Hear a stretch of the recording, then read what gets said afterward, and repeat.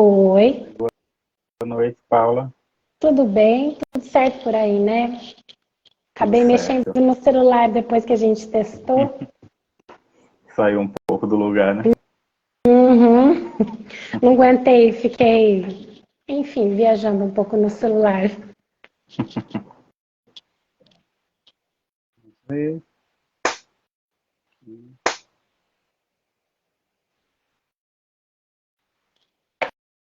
Boa noite, Tamires. Seja bem-vinda. Minhas Olá, amigas tudo pessoal. mandando ver aqui na live.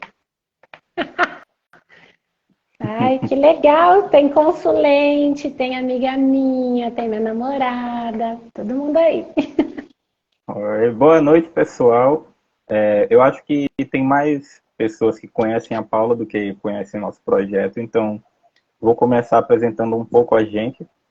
Nós somos o Projeto Miss Ciência, somos um projeto acadêmico independente atualmente. Começamos na Universidade Federal de Sergipe, pelo Departamento de História, voltados à divulgação científica de estudos acadêmicos sobre tarô e sobre misticismo. Então, nosso projeto ele voltava-se ao Instagram e fazíamos divulgação de estudos que já aconteceram dentro da universidade, dentro dos círculos acadêmicos, sobre o tarô principalmente. Com o tempo, a gente foi desenvolvendo outros interesses e atualmente a gente está se expandindo para a realização de estudos nossos mesmo. Então, no meu caso, uma dessas linhas de estudos, que seria a prática de tarô em tempos de pandemia, se tornou um projeto de mestrado para o Departamento de História, o Programa de Pós-Graduação em História da Universidade Federal de Sergipe. Então, no momento, estamos nesse processo de realização dessas entrevistas que a gente está fazendo em formato de lives e podcasts, que são justamente sobre a prática do tarô em tempos de pandemia no Brasil, tentando desvendar, descobrir mais ou menos o que foi que mudou de antes da pandemia para agora, saber através dos profissionais do tarô, através dos consulentes do tarô, como a sua percepção de mundo mudou devido à pandemia e como o contato com o tarô pode ter ajudado nisso.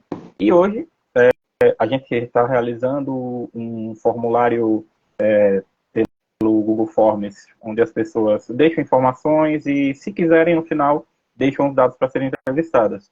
E a Paula aqui, ela deixou essas informações, esse interesse. Então, hoje estamos aqui entrevistando a taróloga Paula Marrone. Ela tem 41 anos, é natural de Guarulhos, de São Paulo, mas atualmente mora em Maringá, no Paraná. Ela é professora universitária e taróloga e atua profissionalmente com tarô desde 2019. Vocês podem encontrar ela no Instagram pelo @tarô da Paula, tarô com T, certo? Então, Paula, boa noite. Eu fico realmente muito feliz de recebê-la aqui no Projeto Miss Ciência, de fazer parte dessa entrevista, de fazer parte dessa empreitada. E queria começar perguntando, falando um pouco mais sobre essa questão profissional mesmo. Você falou que é professora universitária, você é de que área? E se isso se relaciona com o tarô de alguma forma durante a sua formação? Ou foi algo que veio de outra forma? Tá bem. Eu vou responder essa pergunta, mas antes eu só queria aproveitar para parabenizar vocês pela pesquisa, pelo grupo de estudos. Enquanto pessoa que está sendo pesquisada, né? Vocês são muito cuidadosos na forma com a qual vocês entram em contato com a gente. Achei o formulário bastante rico em termos de perguntas que vocês fizeram. Eu sei que eu não estou aqui para fazer uma análise da pergunta, mas como professora universitária, né, até foi por isso que eu aceitei fazer parte do segmento da pesquisa, justamente porque eu entendo também o quanto é importante para a gente, quando a gente está desenvolvendo as nossas pesquisas de mestrado, doutorado, ou até pesquisas independentes, a gente ter um grupo de pessoas que se dispõem, né, a responder para a gente. Então, eu Sim, quero parabenizar vocês. E é isso, obrigado. né? Então, eu sou professora universitária da área da educação física, não sou né, o tarô não tem relação direta ali com a minha atuação hoje, mas até eu compartilhei alguns vídeos ontem a respeito disso, né? O meu doutorado ele foi em História e Historiografia da Educação, medieval no caso, né? Eu até acabei fazendo o curso de História, não terminei ele, fui até o 4º ano, e aí acabei precisando optar entre a tese e a graduação, e eu optei pela tese. Mas agora eu estou, dentro dos meus estudos sobre tarot, eu estou começando a encontrar algumas similaridades, né? Ou a própria ideia de entender sobre história medieval ajuda a gente a entender um pouquinho, né, das relações do tarot com esse período. Então, só que eu comecei a estudar tarot, na verdade, porque eu era coordenadora pedagógica de uma instituição de ensino privado daqui da cidade. Hoje eu estou no ensino público, mas antes eu era do ensino privado. E eu estava bastante focada no trabalho e eu sentia a necessidade de ter um momento que fosse só meu e de fazer alguma coisa que fosse específica para mim. Eu já tinha tido contato com o tarot antes, e aí uma conhecida aqui da cidade, uma amiga minha, ela elaborou um tarot junto a uma artista aqui da cidade, né, é a Paula Maria, que elaborou o Nos Outras Tarot junto com a Elisa Rimmer. Ela lançou um curso de tarot presencial. E eu pensei, nossa, eu acho que é isso que eu preciso agora, fazer uma coisa completamente diferente das minhas coisas, né? Retomar esses estudos de tarô, porque eu nunca me imaginei tirando o tarô profissionalmente para as pessoas. Eu era do grupo que achava que isso é um dom, e aí não pode ser cobrado, e coisa e tal. E aí o curso foi um divisor de águas para mim. Eu não vou dizer só na parte do conhecimento, mas em relação à tomada de decisão, à postura e o quanto que essa professora me incentivou a começar. E aí eu comecei, assim que acabou o curso, eu já comecei a ler. E aí, conforme a gente vai conversar um pouquinho mais para frente, durante a pandemia, aí o negócio explodiu um pouco mais. Estourou bastante, né?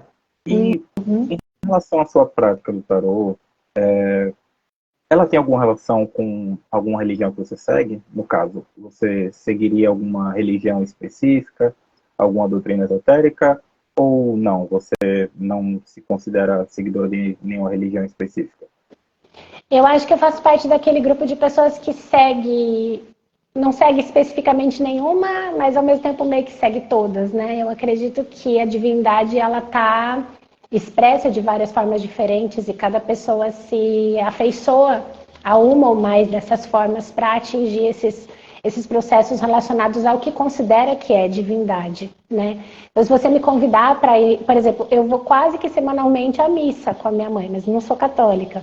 Mas vou por conta desse momento de contato com ela, né, de respeito à fé dela e assim por diante. Hoje em dia, eu me considero uma pessoa sem especificamente uma religião, apesar de que o espiritismo é o que chega mais perto do que eu acredito que eu faria. Mas eu tenho práticas religiosas, assim, práticas de oração e de fé diariamente, né? Faço do meu jeito. O tarô, ele não tem relação com isso, tanto que eu gosto de explicar para as minhas, no meu caso, tá? Gosto de explicar para as minhas consulentes, tem consulente minha aqui online que sabe disso, né? Eu não uso nenhum tipo de guia, nem nenhum tipo de relação, né, religiosa na hora que eu tô lendo o tarô. Eu leio o tarô como uma prática oracular mesmo, que a gente aprende as informações que estão em cada carta e a gente vai, com o tempo, refinando as formas de enxergar as perguntas que são feitas com as diagramações e as respostas que são dadas. No meu caso, eu tenho reparado que atualmente a minha intuição tem falado um pouco mais e eu tenho feito exercício de demarcar para as minhas consulentes a partir de onde já não está mais no baralho, mas alguma coisa dentro de mim me sugeriu que falasse também aquilo.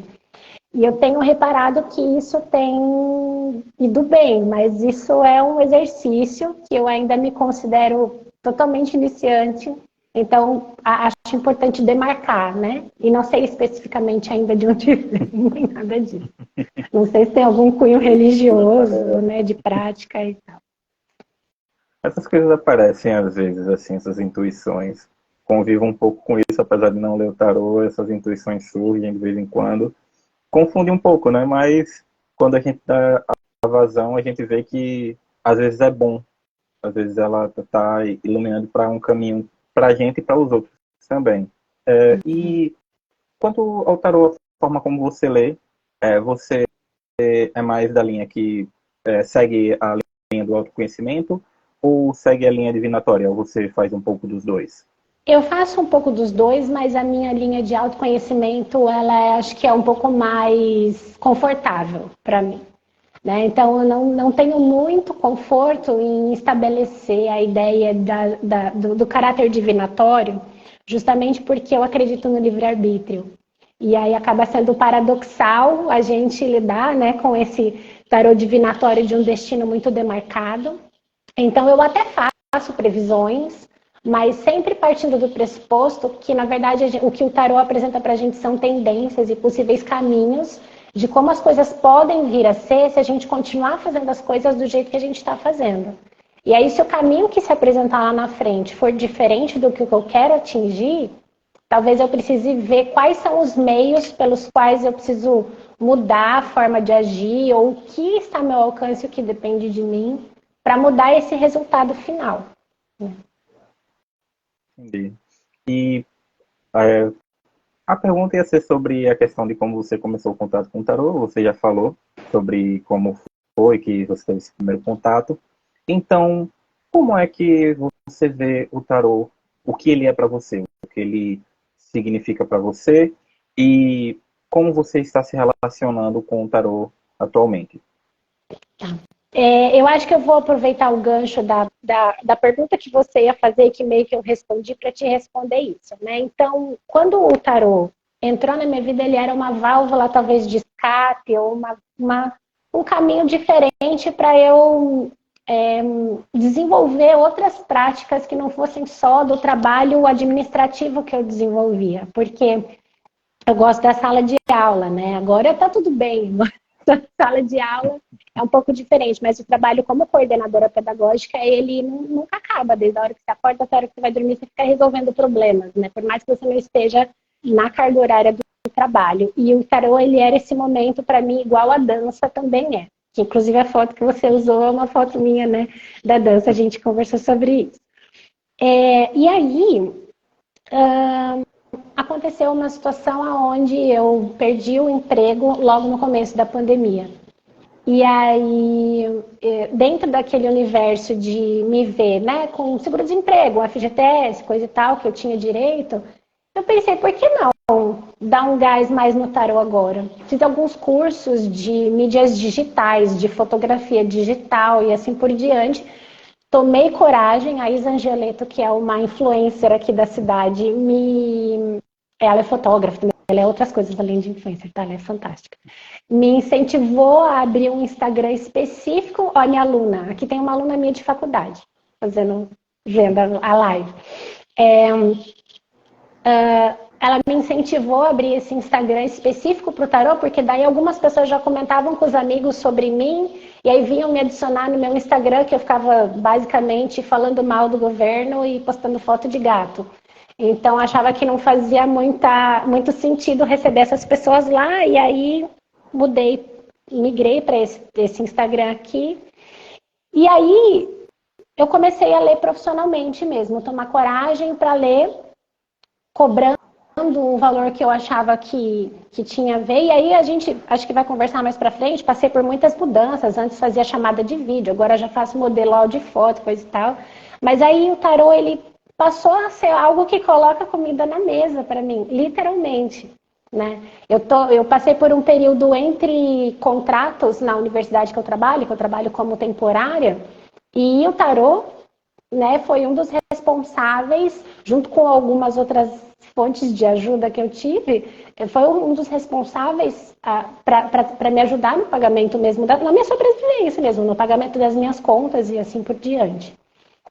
Então, hoje o tarô, além de ser algo que é gostoso para mim, eu gosto de ler, gosto de estudar, é um direcionamento que de vez em quando eu tiro para mim mesma, que eu sei que provavelmente você vai acabar perguntando, eu acho, não sei, né? É um jeito de conversar comigo mesma em alguns momentos e também hoje de trazer um ganho para mim.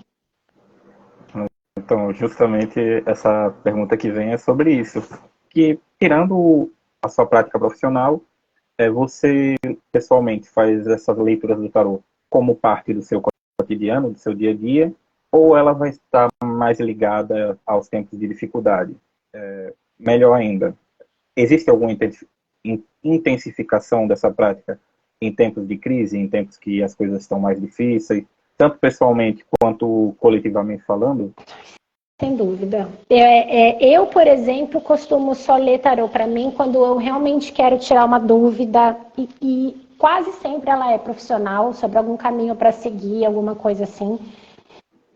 Eu tive um dos professores de tarô que eu tive na vida, ele falava, quando tá tudo bem no seu namoro, no seu casamento, na sua vida amorosa, para que você vai ficar tentando descobrir coisas? Às vezes você vai descobrir uma coisa lá, né? E aí vai ficar achando pelo em ovo, vai viver em estado de alerta, né? Essa é uma coisa que, por exemplo, eu não faço, que é ler, por exemplo, tarô para grávida sobre a gravidez, né? Não gosto, não faço, né? Entendo que algumas pessoas façam, mas não faço. Porque é deixar a pessoa num estado constante de alerta de algo que não necessariamente... Que gravidez que não vai ser complexa, não vai ter seus desafios e assim por diante, né? Então, eu não leio para mim todos os dias, por exemplo. Às vezes, quando eu vou trabalhar e eu estou sentindo a necessidade, eu abro uma carta para me nortear naquele trabalho, ou eu estou na dúvida se eu estou com uma agenda muito aberta e se eu deveria criar algumas lacunas na agenda para gerar um pouco também de escassez. Aí eu abro e leio no tarô. Então, eu tenho usado mais assim, não é tão cotidiano, é quase que de, sei lá, 2 vezes no mês que eu tiro para mim mesma, mas evidentemente em períodos em que as coisas estão mais difíceis, eu leio com mais frequência para mim mesma. E percebo que em alguns períodos as pessoas também leem mais. Por exemplo, explodiu da semana passada e dessa as leituras de relacionamento, de amor, de vida amorosa, porque o Dia dos Namorados ajuda a gente a refletir um pouco sobre isso, né? Principalmente as pessoas solteiras às vezes estão nessa busca. Então, não diria que é um período de crise, mas é um período onde as pessoas refletem bastante sobre isso. Então, por exemplo, virada de ano, a quantidade de mandalas que a gente faz. Por quê? Porque a pessoa está querendo se planejar, querendo, né? Tem essas coisas. Verdade. Até a gente vê isso em jornais e revistas mesmo, né? Tem tiragens específicas para Dia dos Namorados, para eclipses lunares, eclipses solares, para período de fim de ano, que apesar de já ter horóscopo diário e alguns sites e jornais já ter colunas com tarólogos já definidas, que são semanais ou diárias, quando chega nesses períodos bem específicos, tem uma leitura mais ampla, né, para saber o que é que vai acontecer naquela semana, o que vai acontecer naquele ano que vem. Então, realmente. E falando especificamente sobre o período pandêmico, né? Como ele foi para você, tanto espiritualmente quanto emocionalmente? Caos. Foi um caos. Faço terapia até hoje para tratar de algumas coisas de alguns gatilhos que foram abertos especificamente ali. Saí da terapia, saí da pandemia muito machucada. Depois que as pessoas voltaram a viver, eu ainda fiquei dentro de casa, não conseguia sair, não conseguia me relacionar, tinha crises de pânico quando saí de casa, não precisei. Voltar a trabalhar presencialmente para mim foi assim, ao mesmo tempo que havia uma euforia dentro de mim, uma felicidade né? Imagina dar aula de dança online, que legal. Aula de ginástica online, né? Chega uma hora que aula de circo online, né? Chega uma hora que você não sabe mais como se adaptar àquilo, o toque, a presença. Então, ao mesmo tempo que existia essa euforia, existia uma angústia muito grande da minha parte. No meu caso, ela deixou muitas marcas, pessoalmente falando. E aí, conforme a gente acabou conversando um pouquinho na nossa conversa, né, onde a gente estava agendando essa live, o fato de eu ter uma opinião divergente a como as coisas estavam sendo conduzidas na área da saúde, né, as políticas públicas voltadas para a pandemia, a negligência. Então, tudo isso me angustiava ainda mais. A espera pela vacina foi um período assim extremamente difícil para mim, particularmente. E espiritualmente, eu falo que eu tive um período maior dentro de casa e também por conta de um período ali de desemprego, onde eu mergulhei fundo, mergulhei para conhecer essas coisas de círculo de mulheres, fui fazer curso de baralho cigano, fiz outros cursos de tarô, fiz outras coisas, retomei a minha fé, mas muito da minha fé também, eu tenho que ser muito sincera, eu retomei por conta do pavor que a gente estava sentindo, pela angústia que esse período gerou e porque, para ser bem sincera, em algum lugar de mim eu precisava acreditar em vida após a morte, porque eu precisava acreditar que as pessoas responsáveis pela negligência iam ser punidas de alguma forma, sabe? Eu falo que existia em mim a necessidade de acreditar que de alguma forma, algum tipo de punição, nem que ele fosse depois dessa vida, iria acontecer. Então, paradoxalmente, eu não podia não acreditar que nada aconteceu depois daqui, né? Então, teve essa parte aí, da angústia da pandemia. Teve, para algumas pessoas, foi um período bastante sensível. Eu também me colocaria nisso. Foi um momento assim, principalmente quando estava naquele período que os números pareciam que não paravam de diminuir dia após dia. Tinha dias que não dava para levantar da cama, sabe? E você vai ligar a televisão, você vai ligar o computador, você vai pegar o celular e as notícias são sempre essas. Então, assim, eu precisava me distanciar um pouco desse contato com o mundo através das telas, porque a realidade estava muito dura. E como você falou anteriormente sobre a questão de intuição, é como se minha intuição também tivesse despertado naquele momento e fosse sentir pouco a pouco aquela perda, sabe? Aquelas dores. Então, assim, pesou bastante e a partir do momento que foi aliviando, né, a vacina foi sendo aplicada, mesmo com toda a confusão, mesmo com todo o movimento contrário do governo, a coisa foi acalmando, mas demorou um tempo, teve que ter a eleição, teve que a gente ter certeza de que vai sair, que saiu finalmente, para você poder respirar. Não respirar fundo, mas respirar um pouco. Então, eu sinto empatia e sei exatamente como você se sentiu. Então, é um processo realmente. E No meu caso, ele é um processo ainda em andamento, mas eu estou disposta a avançar nele. Acho que a gente podia viver sem esses aprendizados. Não acho que a humanidade melhorou, nem nada disso. Acho que a gente podia viver às bem vezes eu sem penso, podia passar sem essa, né? né? Por tanto tempo. E pronto, e você me deu já uma pontuação sobre isso, mas desenvolver um pouco mais sobre a questão da sua relação com o sagrado, com o divino, e principalmente com o tarô, se é que houve alguma mudança específica em relação a ele. A mudança que sofreu devido à Covid. A pergunta seria se sofreu ou não. Você já respondeu que sim, mas como foi essa mudança? De que forma você se conectou mais com o sagrado e com o tarô? No meu caso, eu acho que muito, como é que eu vou dizer isso? Muito dos nossos contatos com o sagrado, independente de qual for esse tipo de, né, para qualquer pessoa, eu acredito que ele requer algumas condições, às vezes, para ser nutrido, que envolvem tempo, que envolvem silêncio, que envolvem calma, que é uma coisa que eu não tinha no meu dia a dia, que eu normalmente não tenho no meu dia a dia. E a lacuna, que é a falta de deslocamento, porque assim, no começo a gente tinha interação social, lives, tem amigo meu online aqui que a gente fazia live e tal, não sei o que, para beber. Chegou uma hora que ninguém aguentava mais, né?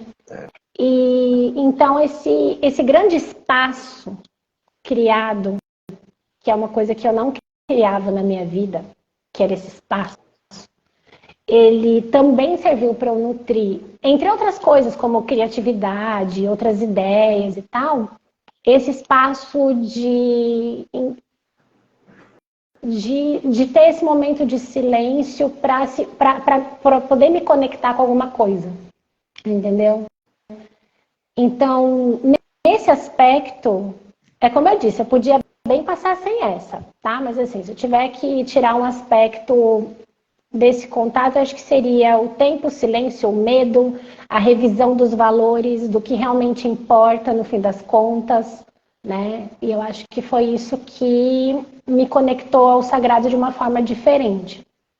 Especificamente ao tarô, era como se fosse assim, o tarô, assim como o baralho cigano e assim como algumas sabedorias, por exemplo, de ervas e coisa e tal, foi um grande universo no qual eu mergulhei, né? Mergulhei por vontade própria, tinha a pegada do trabalho, mas era algo que em outras épocas da minha vida eu não ia ter condição de fazer.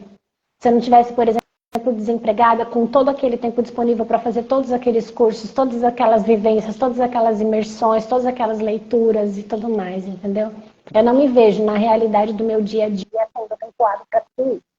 E no meu caso, como a pandemia e o desemprego eles estão diretamente conectados, né? Eu não tenho como não atribuir ao período pandêmico essa questão também, né? Não sei se eu respondi. Acho que me embolei, fiquei um pouco prolixa.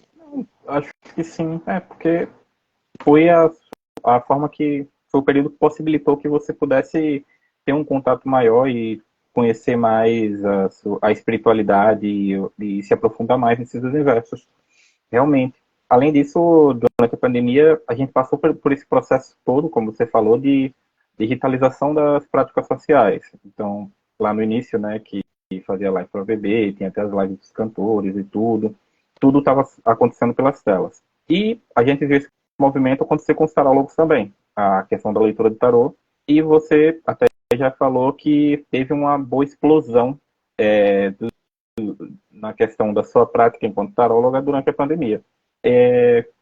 De que forma esse processo de digitalização das práticas sociais mudou a sua forma de ler tarô, tanto para si mesma quanto para as outras pessoas? Essa questão do espaço virtual, a ausência do presencial, afetou a forma como você fazia a leitura? E também como é que o seu trabalho mesmo, enquanto profissional, e o seu consumo de conteúdo, de material sobre tarô, foi afetado com isso, com esse fato de tudo se tornar muito digital? Quando eu comecei a ler, logo depois desse curso que me impulsionou a ler, eu li em casa, na varanda ali de casa, para ter ali, né, um pouco de privacidade para quem estava aqui dentro. E eu recebia as pessoas, marcava às vezes de hora em hora, quando ia ser mandala eu marcava 1h30, e circulava bastante gente aqui em casa, eu fazia todo um processo de organizar ali, botar um incenso, botar uma vela, né? Fazer ali, colocar os 4 elementos minimamente. E muitas adaptações, né? De que lado que eu ficava, que lado que a pessoa ficava, para tudo. Assim, a gente vai sentindo, né? Até assim, ventilador, se eu oferecia um cafezinho, sabe assim? E aí, quando a gente começou, quando a gente foi para a parte, as pessoas eram as pessoas que estavam aqui em volta. Aí, uma pessoa que veio presencialmente me indicou para um amigo que estava em Portugal. E aí eu assim, será que eu faço por chamada? Isso ainda em dezembro de 2019. Aí eu pensei, aí montei tudo e fiz uma chamada de vídeo no WhatsApp com ele e fiz a leitura. Eu achei meio bizarro naquele dia, né? Mas fiz. E comecei a comentar até, né? Nossa, de repente, assim, eu posso mais para frente pensar, quem sabe, em fazer dessa forma. Online, ler para as pessoas. E aí, quando tudo fechou, eu dei uma bugada inicial, então eu não fiz atendimento nenhum, porque também eu estava totalmente desequilibrada em termos de energia. Para tipo assim, como assim, né? E aí eu dei uma bugada inicial, mas aí depois de um tempo eu comecei a fazer chamadas de vídeo. E aí eu ia de chamada de vídeo das 8 da manhã até as 6 horas da tarde. Desligava de uma, já estava na hora da outra. Às vezes a pessoa estava falando, chorando e tal, e eu já mandava uma mensagenzinha aqui, ó, não vou conseguir te atender agora, vou te atender daqui meia hora, porque eu não vou deixar a pessoa ali.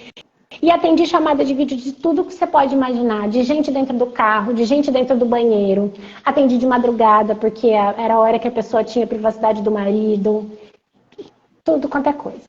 E aí eu comecei a fazer cursos online, né?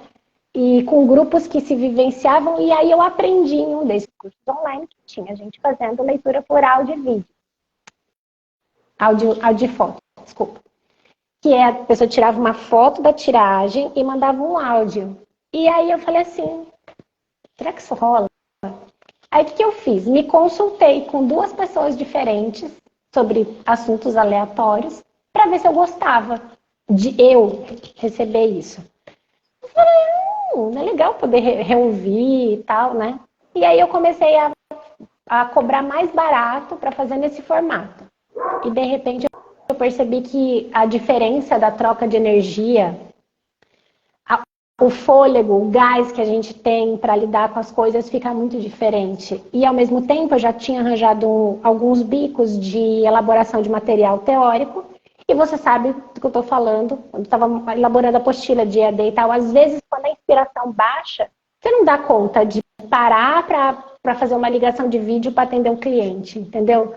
E aí eu comecei a entender que os dias que eu ia trabalhar, eu só ia fazer chamada, eu não ia fazer chamada de vídeo para eu poder fazer por demanda. A hora que eu vou sentar para mexer com o tarô, eu vou só mexer com o tarô. Aí eu não prejudicava o trabalho com o tarô e não perdia a minha inspiração quando eu estava na vibe de escrever, que não é uma coisa que você está todo dia, né? Então, depois que terminou a pandemia, quer dizer, acho que oficialmente meio que já terminou, não sei, mas assim, depois que voltamos a viver em sociedade novamente presencialmente, eu decidi seguir com esse formato de áudio e foto. Então, não faço mais leituras presenciais, eu só faço para minha mãe, a leitura presencial, e ocasionalmente para minha namorada. E aí a parte online me permitiu entrar em outros nichos, né? Em outros países. Então eu tenho um consulente que eu nem sei onde mora. Às vezes eu vou mandar o áudio, eu vejo que no número é 74, 8 não sei o quê. Às vezes é um número diferente, num formato diferente do que o que eu tenho. E aí eu acabei indo para longe, assim, né? Então, foi meio que nessa questão, e eu acabei decidindo seguir nesse formato que me permite ter voltado para o CLT hoje, né, voltar a trabalhar como professora universitária, mas ter dias da semana que eu percebo que são menos intensos e que naqueles dias da semana eu sigo trabalhando como taróloga também. É bom que você tem essa liberdade, né, de fazer seu horário, de dividir o tempo melhor e poder complementar a renda, né? Porque de qualquer forma. Complementar muito, sabe? Então, ajuda bastante. Professora universitária no Brasil também. Aquele mar de É rosas. complicado ser professor no Brasil em qualquer lugar, né? Tá muito complicado ser professor. E em relação à questão do seu contato, né, no âmbito virtual, o quanto você consumiu conteúdo sobre tarô, de que forma você, como participante, usuária da internet e praticante do tarô, você mudou a forma como você estava nas redes? Você já tinha algum grupo, começou a seguir? Se já seguia perfis ou aumentou? Ou teve alguns que preferiu sair? De que forma isso mudou? Principalmente quais redes e como? Eu aumentei muito. A minha rede social é o Instagram, né? Então eu não tenho TikTok, não tenho Facebook. Abri o Facebook só para fazer um curso de baralho cigano, na verdade, né? Para poder participar, porque era o formato que a professora escolheu para a parte da comunidade. Mas o grupo presencial que eu fiz, tarô, se mantinha online e a gente costumava fazer tiragens entre a gente, que são basicamente os lugares onde eu ainda faço troca, né? Que então uma lê para outra e tal, né? A gente não cobra ali, coisa e tal. Porque também há nível de exercício, às vezes uma manda lá, e deu isso, não sei o quê, tô tentando entender, né? Então, eu tinha esse um grupo e depois eu participei mais do grupo do baralho cigano, né? São os 2 grupos que eu tinha, porque também se eu entrasse em muitos eu não ia ter fôlego para fazer todas as trocas que são disponibilizadas ali, certo? E aí as práticas, por exemplo, das redes sociais, no começo eu consumia muita caixinha de pergunta. Então eu olhava o que as pessoas perguntavam e o que o cartomante respondeu com as cartas que saíram. E eu usava isso para estudar também. Porque eu falava assim, nossa, mas deu essa carta, ela respondeu isso, por quê? Às vezes, se eu tenho intimidade com a pessoa, eu pergunto. Mas eu não sabia que você tinha essa visão sobre essa carta e tal. Assim como fazem comigo. Tem tarólogas que a gente tem essa liberdade, elas mandam no meu privado. Nossa, eu nunca pensei em olhar para essa carta dessa forma, nossa, tal, e a gente vai conversando. Então, eu consumi muita caixinha de perguntas, consumi muita live de colegas para live de gente lendo ao vivo, com pessoas perguntando e a pessoa lendo ao vivo e eu vendo o que é, num sentido mesmo de aprender sobre a carta, sobre postura, sobre respostas, sobre como conduzir, às vezes, uma pergunta que a resposta deu muito desconfortável, né? E como usar isso na hora de tocar a pessoa também. Vi muita coisa que eu não gostei, né? Muita coisa que eu não concordo também. Mas eu acho que a parte boa da gente consumir esse conteúdo, de ver, de seguir as pessoas, também é essa, né? Da gente poder visualizar coisas que a gente entende que não faria e conseguir criar um argumento de por que não faria dessa forma. Então, esse Instagram de tarô, basicamente, eu passei a seguir muita gente, que sigo até hoje. Eu passei a seguir horóscopo também, que é uma coisa que eu não fazia antes. Então, uma amiga minha fez meu mapa astral e eu comecei a consumir conteúdo de horóscopo, conteúdo de tarô, de baralho cigano e de ervas, de banhos. E pessoas que me inspiram de alguma forma, não especificamente sobre o tarô, mas sobre essa parte mais espiritualizada, ou mística, ou esotérica, ou seja lá qual a melhor nomenclatura para isso. E acabou te ajudando a se construir melhor e se estabelecer melhor enquanto profissional, principalmente no contexto virtual, né? Sim, e eu sigo isso, né? Eu acho que não estou pronta nunca. Sempre vou estar, de alguma forma, desenvolvendo alguma coisa ou achando uma abordagem mais adequada para tratar sobre algum assunto, por exemplo, ou tendo um pouco mais de força para dizer não, tal coisa eu não faço e não faço por causa disso, né? Eu acho que também é um aprendizado. A psicóloga está online, a minha, ela está aqui nessa live que eu já vi ela entrar. Então ela sabe que eu estou aprendendo a falar não ainda. Ao mesmo tempo porque eu também estou aprendendo o meu valor, né? Esses dias eu fiz um exercício de pedir para as minhas cartas, para as minhas consulentes dizerem o que é que elas veem de diferente no jeito que eu atendo, em relação a outras experiências que elas tiveram. Então também tem isso, né? Da gente ir tentando, porque as minhas consulentes consomem outros conteúdos que às vezes eu não tenho acesso, né? Então é legal também ouvir qual tipo de comparação que elas têm para oferecer. É muito importante mesmo. E pronto, durante a pandemia, queria saber um pouco mais sobre quais foram os temas das investigações ao tarô. Tanto pessoais, que você falou que questão de tempo de crise, você provavelmente durante a pandemia recorreu mais ao tarô, e saber quais foram os principais temas. Se chegou a ser levantado o tema da pandemia em si, se ela chegou a ser um tema seu, e de seus consulentes. Se a pandemia chegou a ser um tema de seus consulentes, ou não, se foram temas que sempre eram, ou se teve alguns específicos que explodiram durante esse período. Tá. Uma única vez, em específico, eu estava numa live de perguntas e respostas, e aí a pessoa que estava me entrevistando pediu para eu tirar uma carta para dizer quando que a pandemia ia acabar.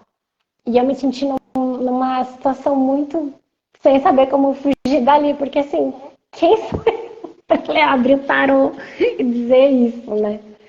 E assim, eu tentei fugir ali, tentei dizer o que eu achava que era o melhor para o momento.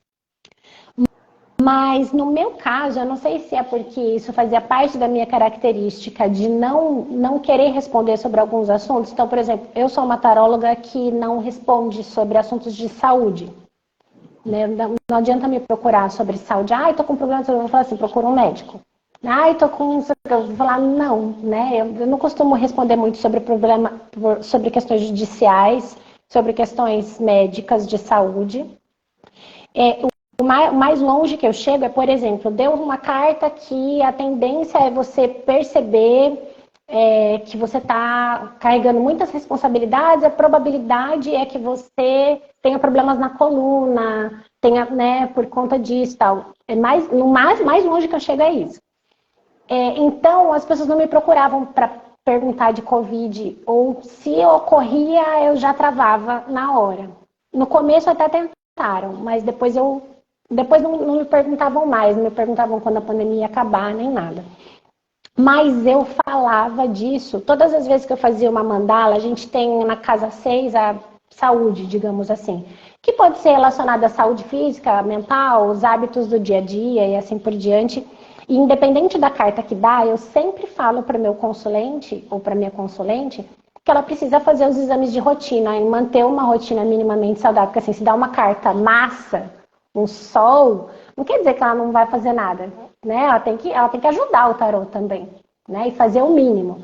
Então, como eu sempre falava isso já antes da pandemia, eu passei a falar também, além de fazer as suas rotinas de cuidado, lembre-se que a gente está num período pandêmico, faça todos os processos relacionados aos cuidados pessoais necessários, verifique a necessidade, porque eu era super time fica em casa, né?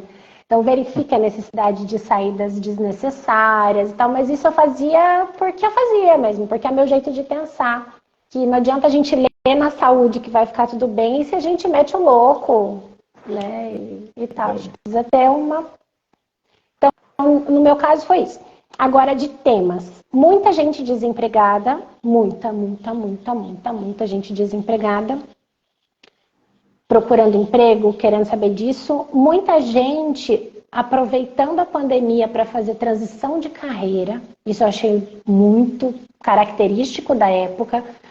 Porque acho que muita gente reviu valores, reviu como estava vivendo, quase morreu. Então, assim, por que estou aqui? Por que eu estou fazendo desse jeito a minha vida? Então, muitas leituras sobre transição de carreira, muitas leituras sobre profissão, muitas leituras de relacionamento. E agora, que já passou esse período mais denso, eu tenho trabalhado com muitas leituras de autoconhecimento, de amor próprio. Então, como se a gente estivesse ainda vendo as pessoas machucadas, maculadas de tudo que a gente viveu e tentando entender onde é que estão, assim, quem são eles na fila do pão. Que é o processo que eu me sinto super empática, porque eu também estou aí nesse processo ainda. Né? Eu achei interessante. O autoconhecimento ele veio mais depois, né? Quando a gente passa a voltar a conviver nesse formato presencial. Seria mais ou menos isso? Depois que a gente passou a poder voltar a se movimentar melhor, o autoconhecimento ele está tendo mais força agora. Não sei se ele está tendo mais força, mas assim, a quantidade de leituras que estão me pedindo a respeito desse assunto é maior hoje do que era durante a pandemia. Eu acho que na pandemia muitas preocupações relacionadas à vida logística, né? Então, como que vão ficar as coisas? Muito pautado. E agora eu tenho visto isso, assim, muita gente querendo saber o próprio valor, não se identificando mais com como sempre se identificou, percebendo que coisas que não incomodavam incomodam hoje, coisas que incomodavam ela não liga mais. Né? Então, nesse sentido, acho que é isso.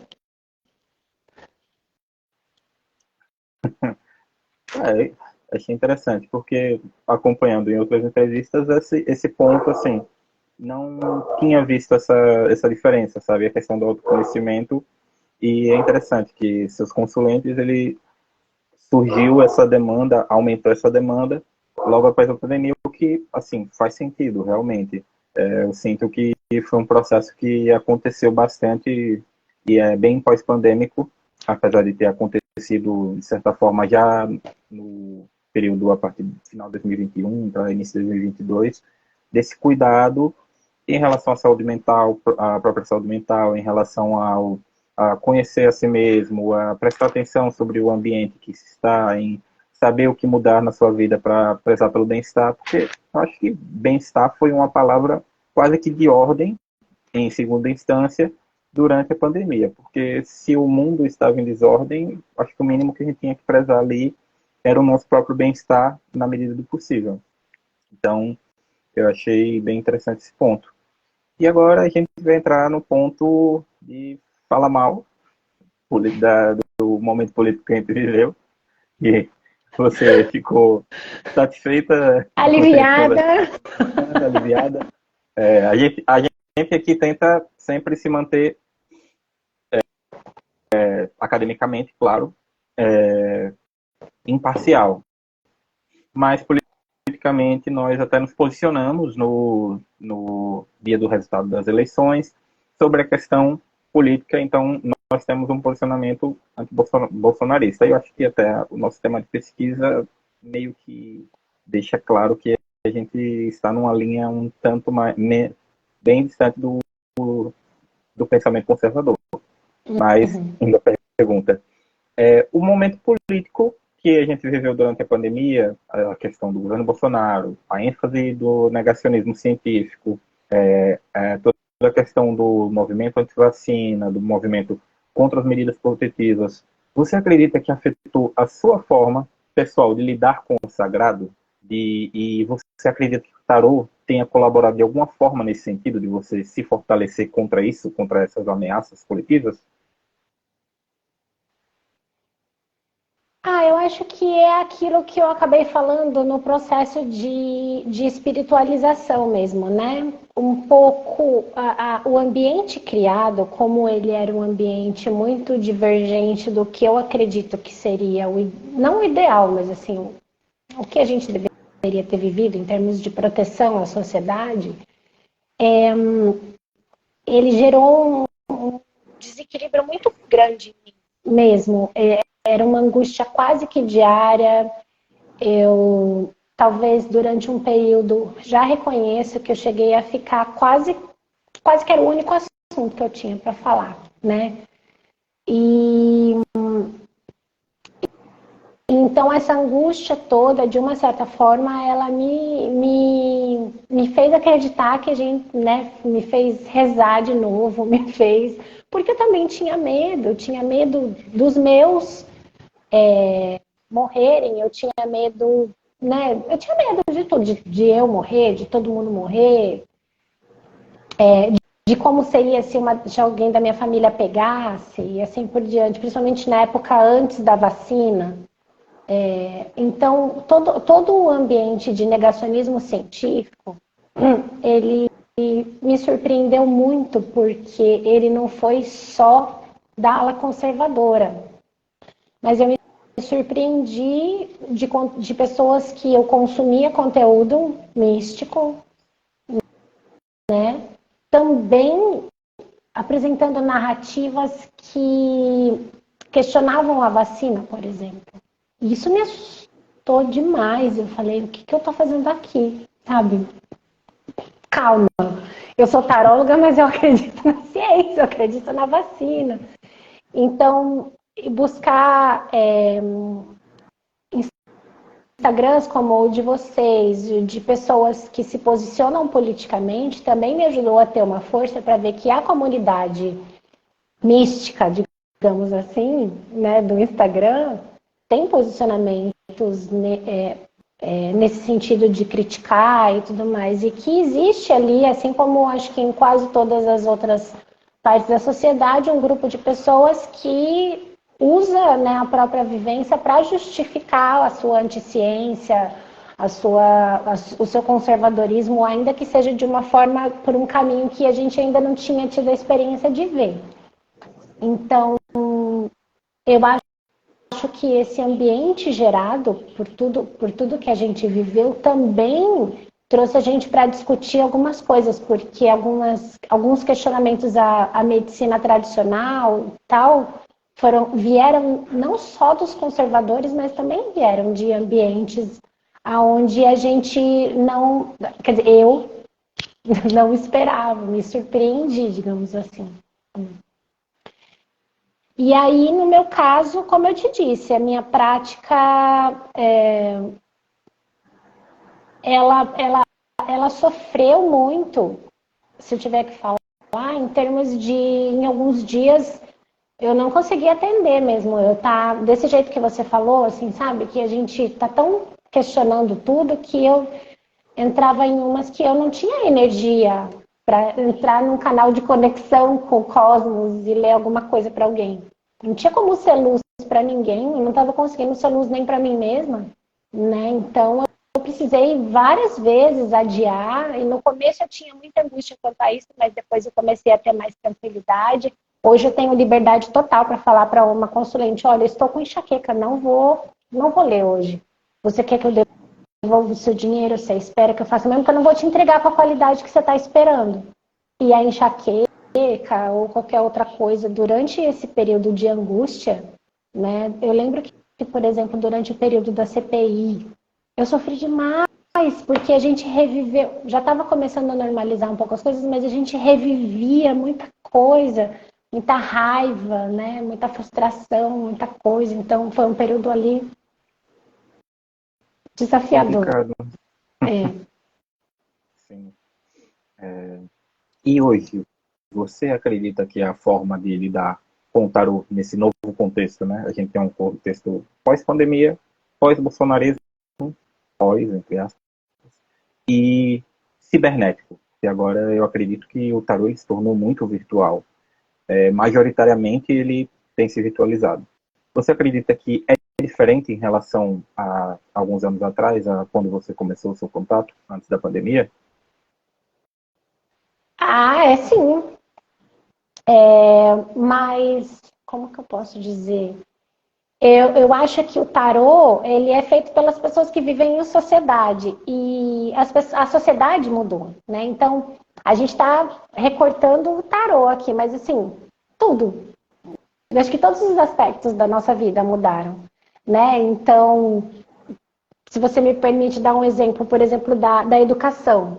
Como que a gente vai reduzir ou impedir um aluno de usar o celular, sendo que a nossa conexão com ele durante 2 anos foi por lá? Então, como que a gente pode aproveitar isso para, então, otimizar na hora que eu estou falando de um assunto e não tenho ali a estrutura para aquilo, mas peço para um aluno pegar no YouTube, ele já pega rapidinho, já encaminha no grupo da sala.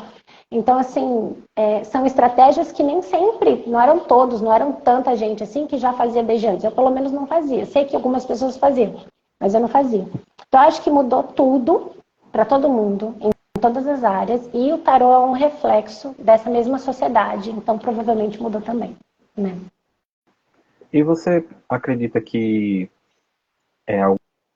alguns outros entrevistados eles falaram que houve uma certa abertura maior, né? As pessoas se sentem mais livres para ir atrás do tarô, de acompanhar nas redes sociais, de consumir os conteúdos. Você também percebe isso? Você acredita que essa expansão pelo mundo virtual acabou aumentando a comunidade tarológica, digamos assim? Quando eu comecei o tarô, as primeiras postagens que eu fazia eram justamente para explicar coisas para pessoas que tinham medo de tarô, né? Então, eu me colocava numa posição de alguém que não sabe nada e que tem medo, ou que foi criado dentro de um tipo de crença que diz que tarô é coisa, sei lá, de alguma divindade negativa.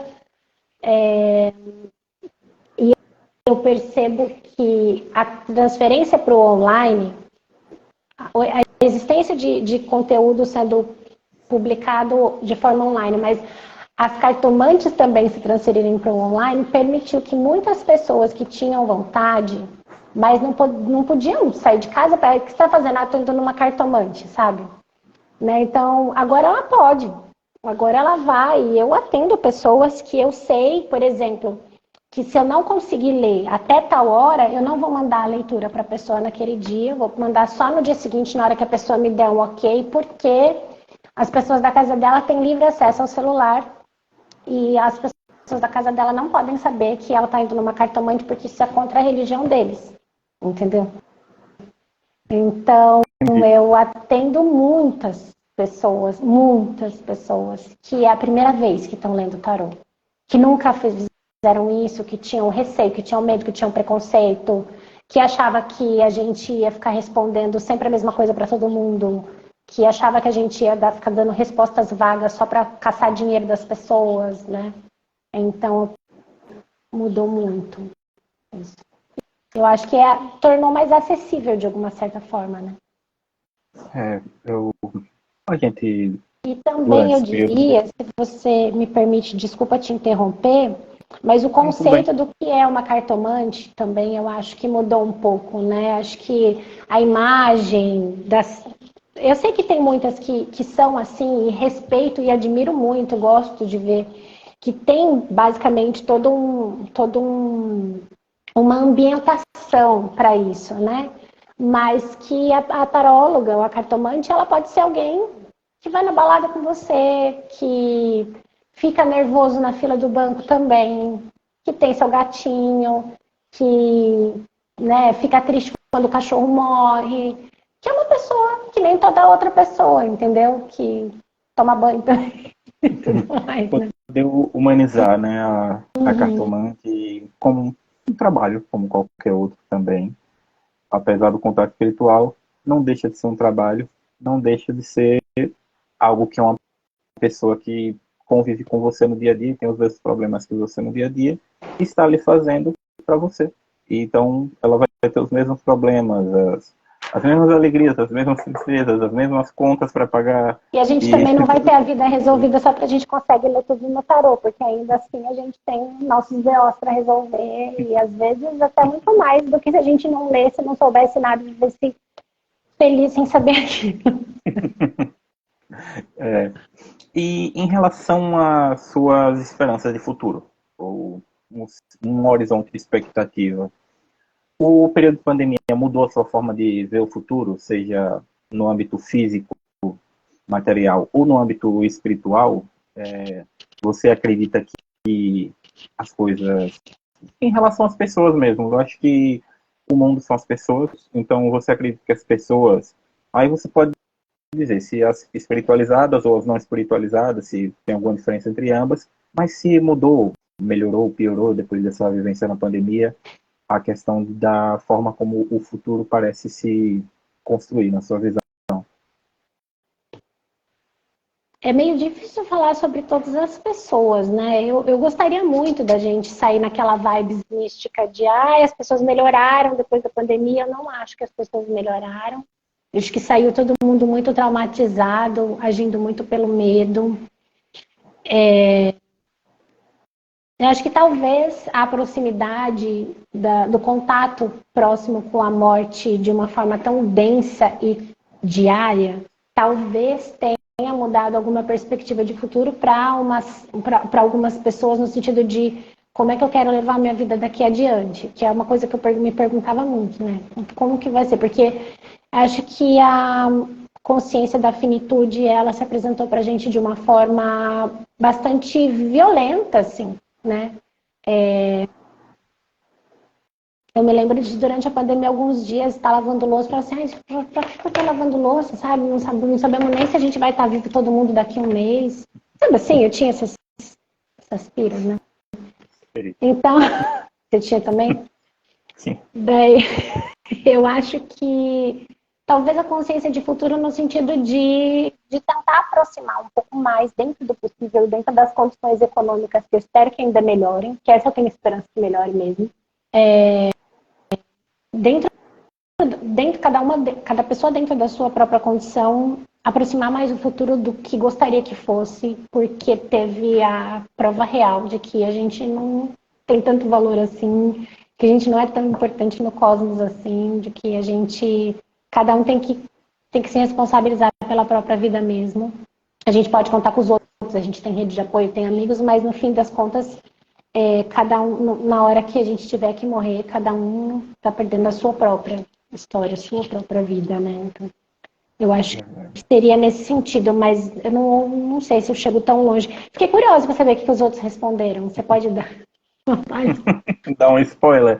Teve gente que achou que a Varia, humanidade saiu melhor? varia muito. Teve alguns posicionamentos mais pessimistas que acredita que não melhorou, até talvez tenha piorado um pouco. Teve alguns pensamentos mais otimistas que acredita que as pessoas elas tiveram a chance de se abrir mais para a espiritualidade, de conhecer um pouco mais. E teve alguns que foram mais nessa linha de não dá para saber. Eu acho que não mudou as coisas em si, Talvez mas o tanto que materialmente melhorou e o tanto que piorou se sim, neutralizem um pouco, né? equilibram. Fica meio que E aí, só porque aí na entra tanta neutralidade. coisa em jogo, entra tanta.